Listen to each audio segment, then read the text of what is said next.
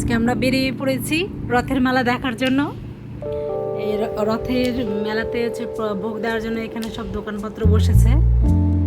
ওখান থেকে আমরা নিলাম ভোগ, নেওয়ার পরে মন্দিরের এখানে দেবর জন্য দাঁড়িয়ে আছি। আমার সঙ্গে মেয়েও দাঁড়িয়েছে। বন্ধুরা, তোমরা দেখতেই পাচ্ছ কতটা ভিড়।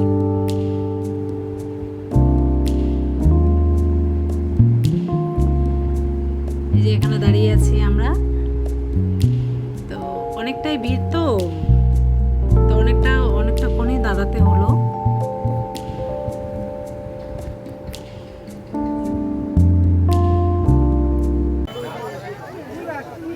পুজো দেওয়া শেষ হয়ে গেছে।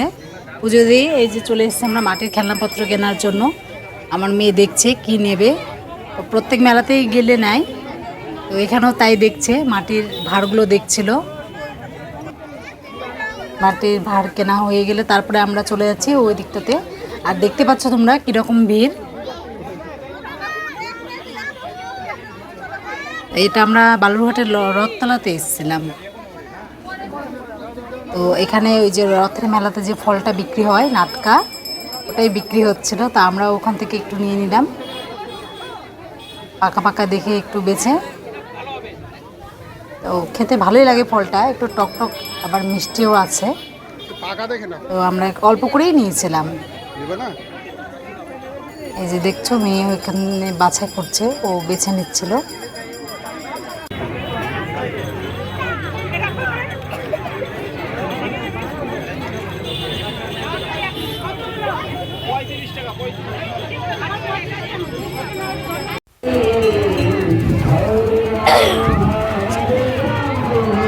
আমরা চলে এসেছি রথতলা থেকে, আবার চলে আসলাম বোয়ালদারের জগন্নাথ মন্দিরে। এখানে একটু মেলাটা বেশ বড় করেই লাগে। আর মন্দিরটা এই যে তোমরা দেখতে পাচ্ছ, মন্দিরটা খুব সুন্দর লাগছে, লাইটিং করছিল। আর এখানে প্রচুর ভিড়, রথতলার থেকে অনেকটা বেশি ভিড় এখানে। আর এখানে দেখতে পাচ্ছ তোমরা মন্দির রথগুলো সব সারি সারি করে সাজানো আছে। মোট 3টে রথ ছিল।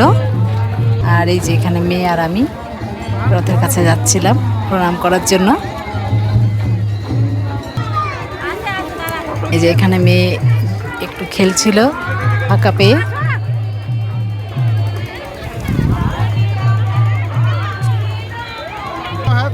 তো ভালোই মজা হলো।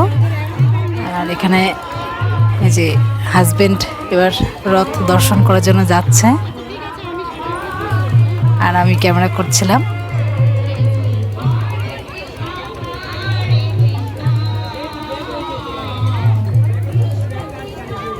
তো আজকে মেলাটা বেশ ভালোই ঘোরা হলো, ভালোই লাগলো।